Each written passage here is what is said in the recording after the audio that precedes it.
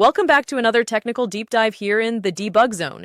Today we're tackling a big question and breaking it down with insights from other users. Hopefully this clears up some misconceptions and helps you get the answer you need.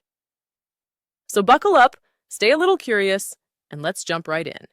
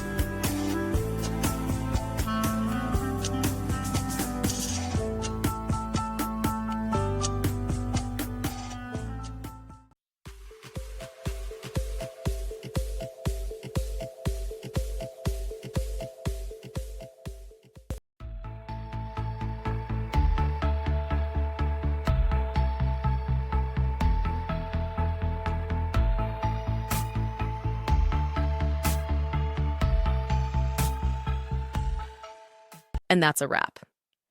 I hope you found the answer you were looking for. If you did, take a second to hit that subscribe button. It really helps out. And let me know in the comments which solution worked best for you. See you next time in the debug zone.